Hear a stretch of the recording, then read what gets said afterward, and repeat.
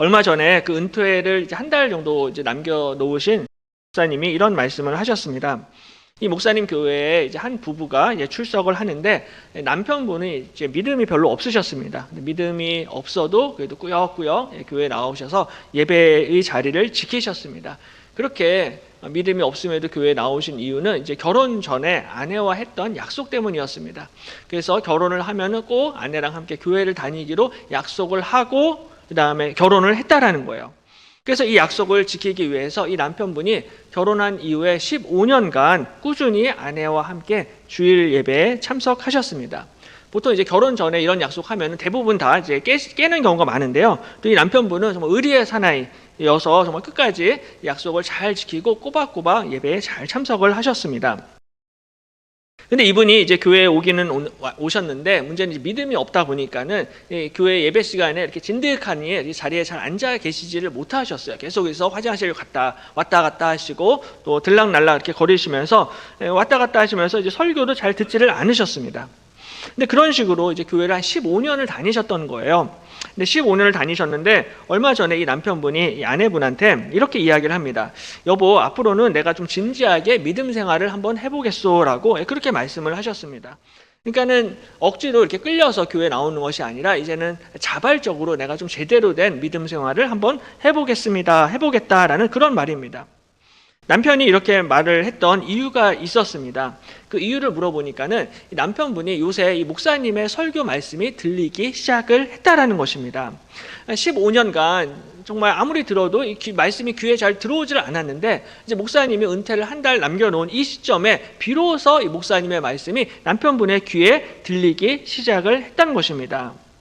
그러니까 말씀을 듣고 말씀을 깨닫는 은혜가 이 남편분에게 임했던 것입니다. 말씀이 들리기 시작을 하니까는 이제는 내가 신앙생활을 이렇게 해서는 안 되겠구나. 이제는 믿음 생활을 정말로 내가 제대로 해야겠다라는 이러한 결심을 하게 되셨다는 것입니다. 그러니까 하나님이 15년 만에 이 남편분의 영적인 귀를 열어주신 것입니다. 바로 이처럼 하나님이 우리에게 주실 수 있는 가장 큰 축복, 가장 큰 은혜는 말씀의 은혜인 줄로 믿습니다. 하나님이 우리에게 뭐 재물도 주실 수 있고 건강의 복도 주실 수 있지만은 사실은 가장 큰 축복은 말씀의 은혜를 주시는 것입니다.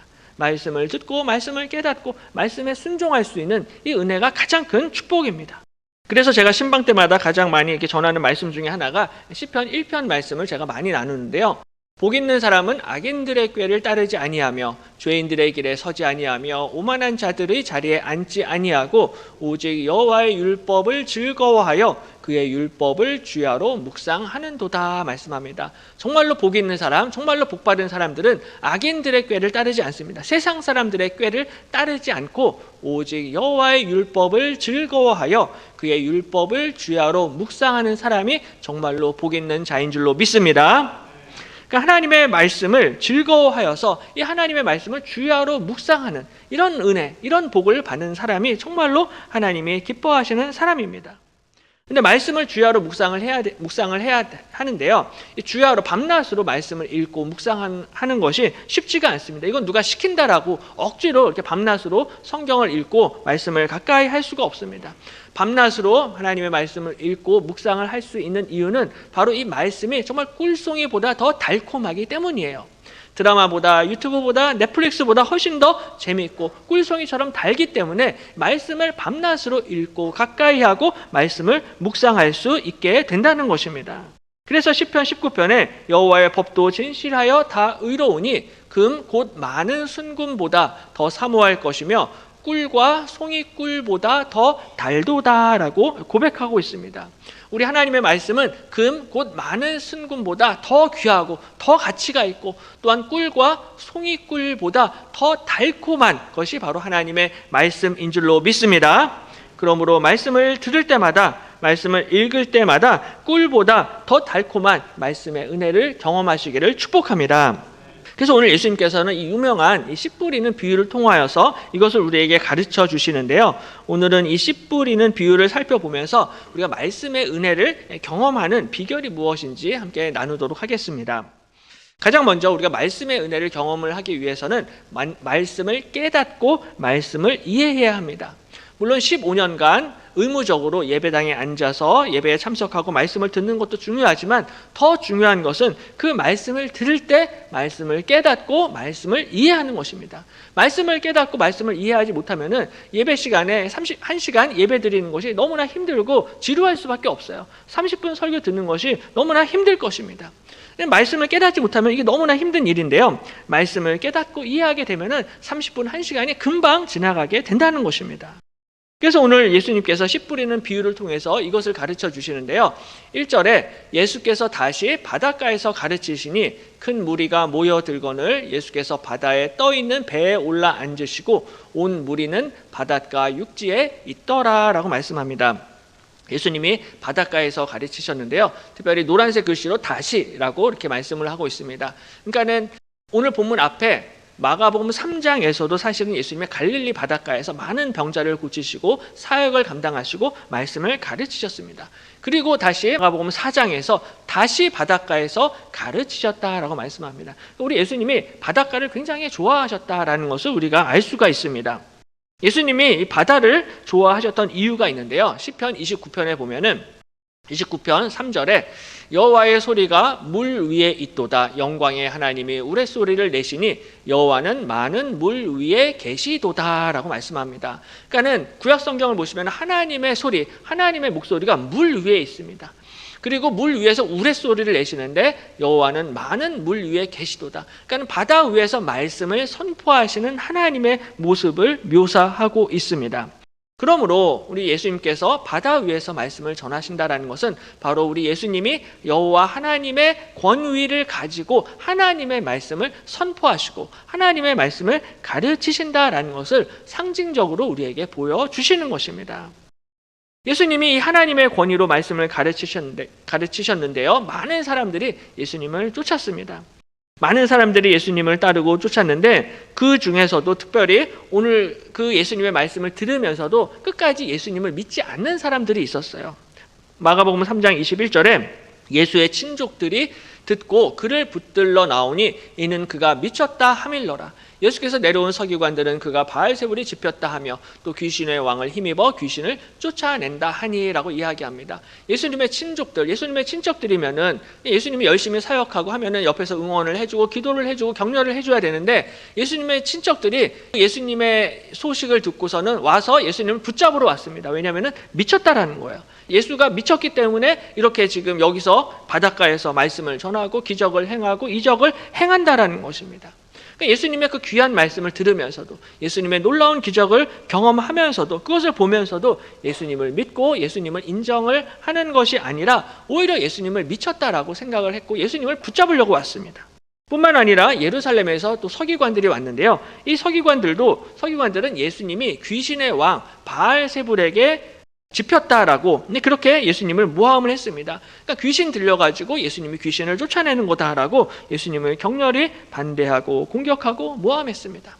그리고 마가복음 3장 31절에 보시면은 심지어는 예수님의 어머니와 동생들까지도 예수님을 밖으로 이렇게 불러내는 모습을 볼 수가 있습니다. 아마도 이제 친척들과 비슷한 생각을 가지고 예수님을 불러내서 예수님을 데리러 왔을 것입니다.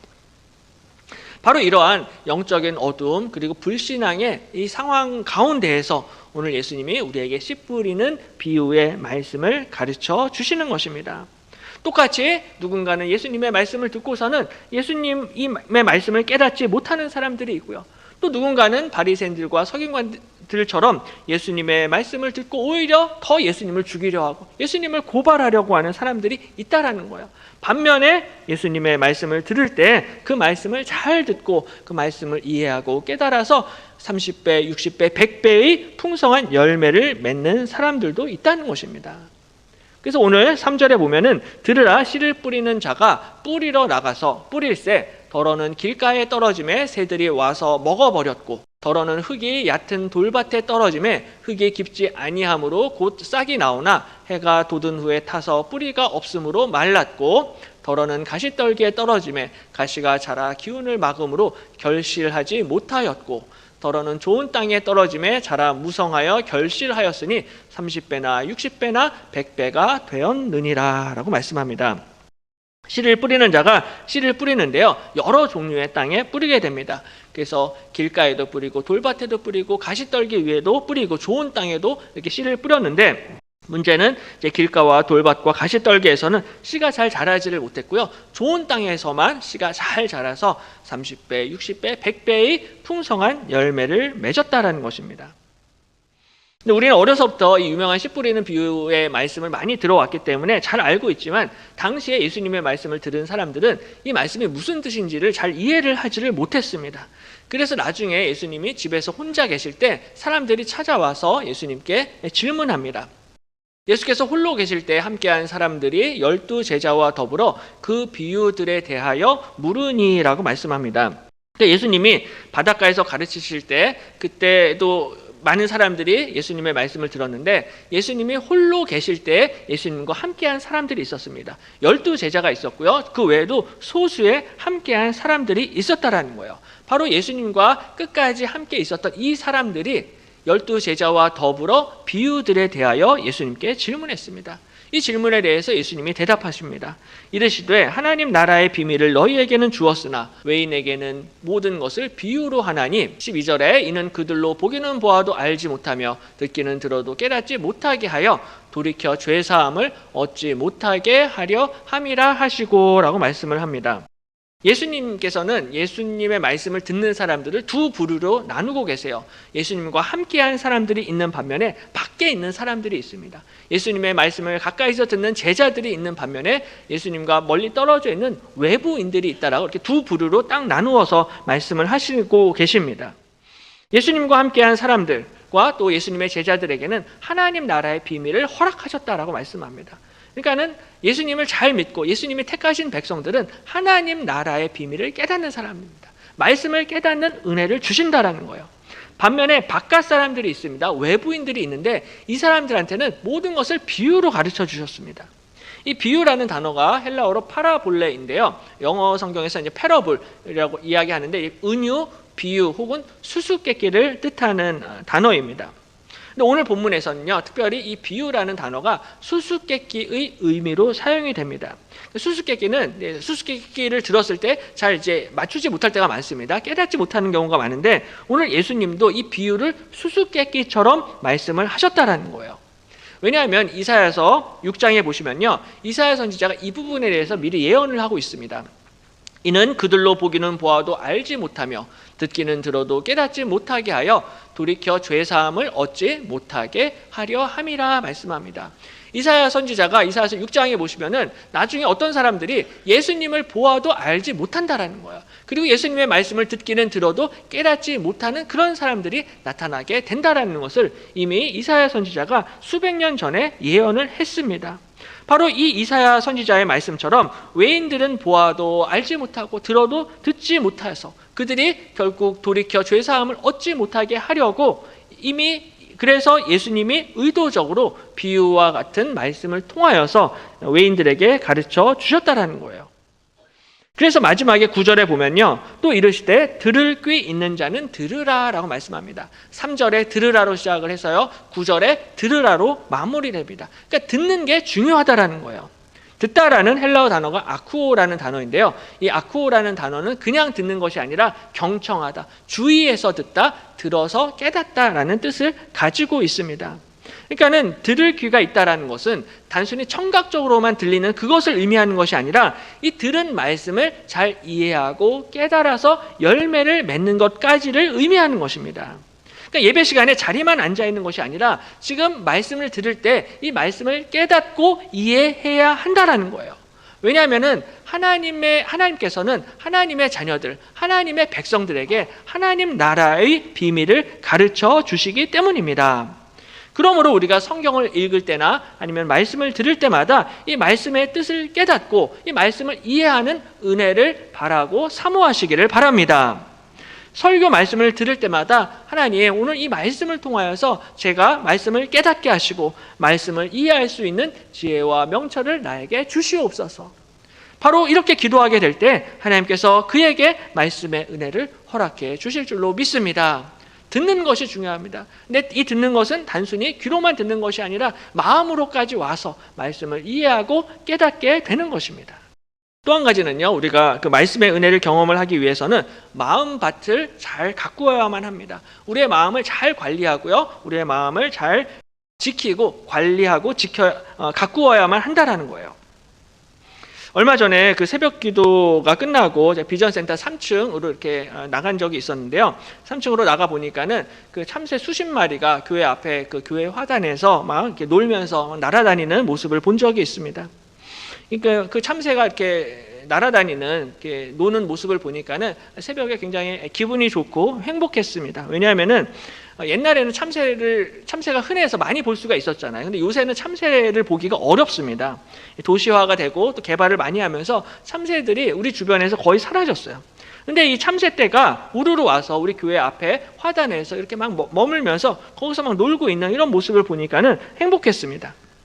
근데 이렇게 참새떼가 우리 교회 화단에 몰려오는 이유는 바로 평소에 우리 미하부 집사님, 권사님들이 우리 교회 화단 관리를 정성스럽게 잘 하셨기 때문입니다. 평소부터 정성을 다해서 화단을 잘 가꾸시고, 또한 날이 더우나 추우나 정말로 물을 주고, 또한 좋은 꽃과 식물을 심으시고 잡초를 제거하시고 정말 정성을 다해서 화단을 가꾸셨기 때문에 참새들이 찾아오게 된다라는 것입니다. 그러니까 평상시에 화단 관리, 밭 관리를 잘 해야만 한다라는 거예요. 근데 이거는 교회 화단뿐만이 아니라 우리의 마음밭도 역시 마찬가지입니다. 말씀의 은혜를 받기 위해서는요, 평소에 내 마음밭 관리를 잘 해야만 한다라는 것입니다. 우리가 말씀을 들어도 이해를 하지를 못하고 말씀을 들어도 열매를 맺지 못하는 이유는 바로 우리 마음에 문제가 있기 때문입니다. 마음밭에 문제가 있습니다.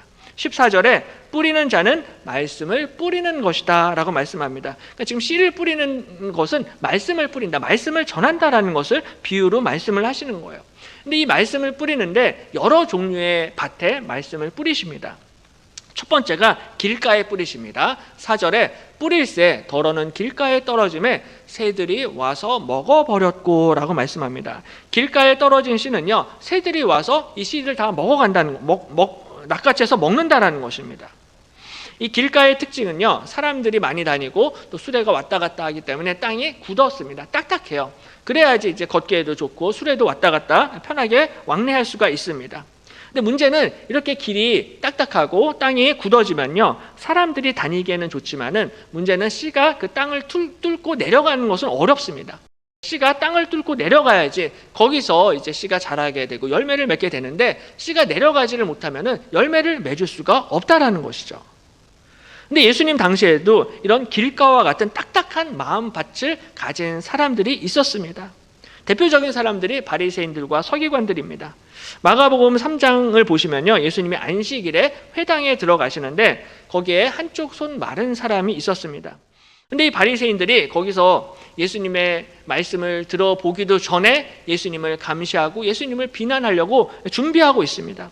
예수님이 안식일에 병자를 고치시면은 그걸 가지고 예수님을 고소하고 고발을 하려고 예수님을 주시했습니다.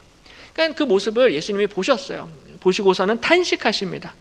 3장 5절에 그들의 마음이 완악함을 탄식하사 노하심으로 그들을 둘러보시고 그 사람에게 이르시되 내 손을 내밀라 하시니 내밀매 그 손이 회복되었더라 라고 말씀합니다.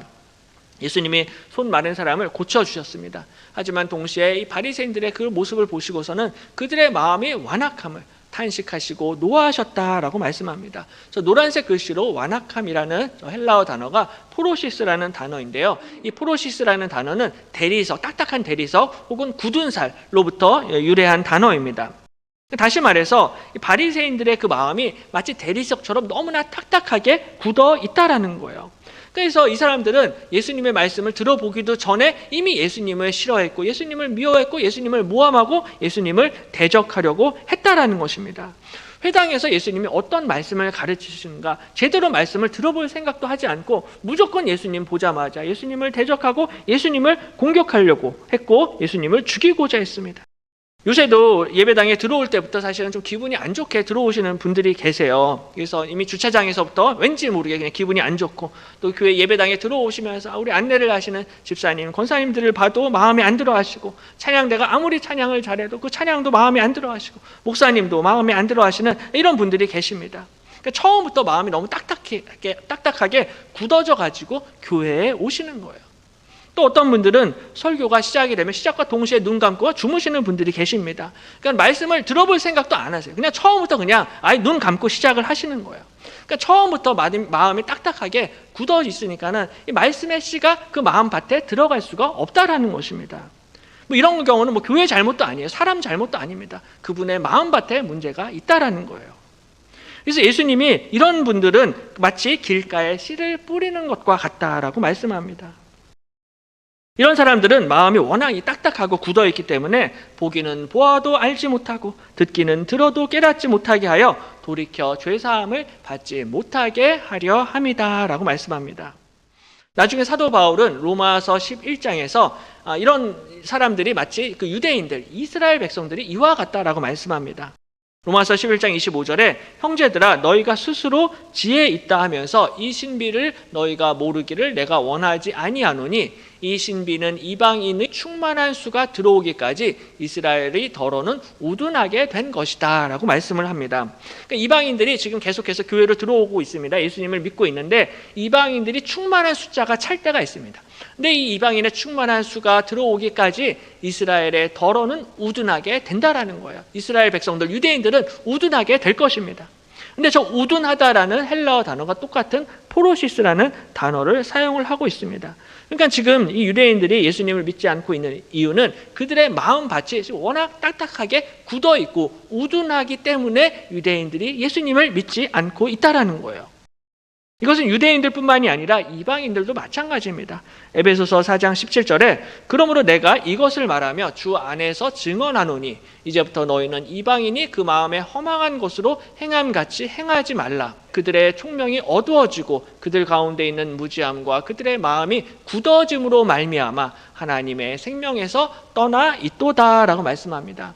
이방인들도요 총명이 어두워졌습니다. 무지하고요 그들의 마음이 굳어짐으로 말미암아 하나님의 생명에서 떠나 있다라는 거예요. 저 굳어짐이라는 저 단어도 역시 똑같은 헬라어 포로시스라는 단어를 사용을 하고 있습니다.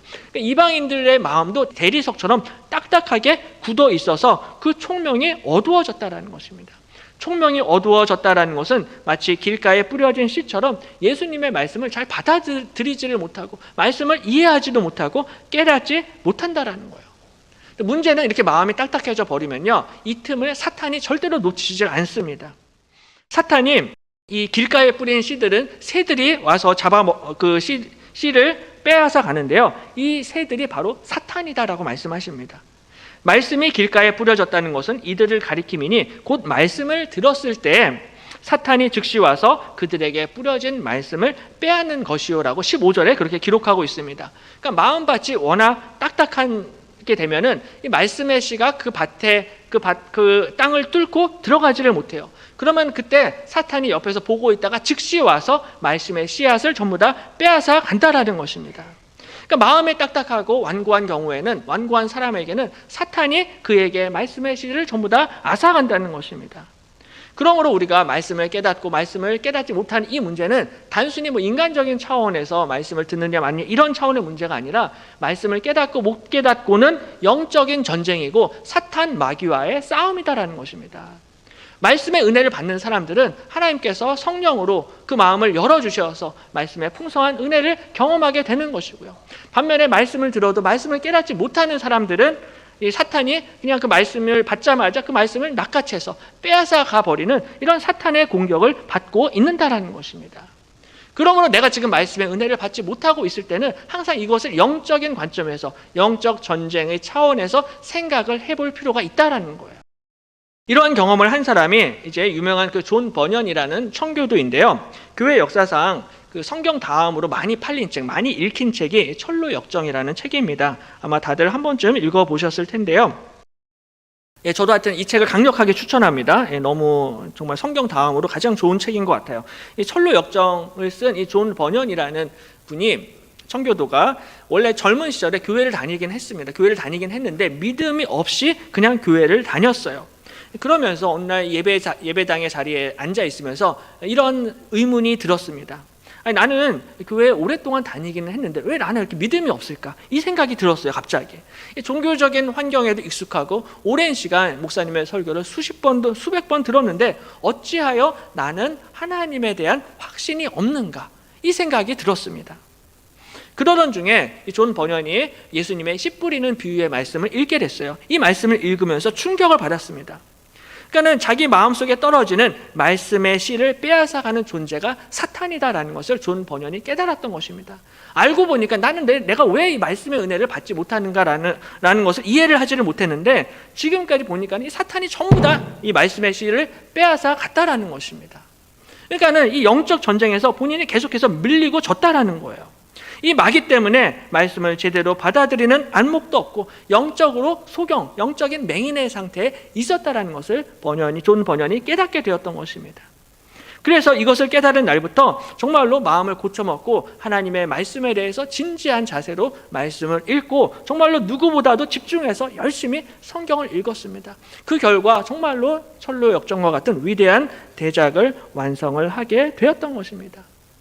바로 이처럼 하나님께서는 하나님이 택하신 자녀들, 택하신 백성들에게 그 마음을 열어주셔서 이 굳어진 마음, 딱딱한 마음을 부드러운 마음으로 변화시켜 주신다라는 것입니다.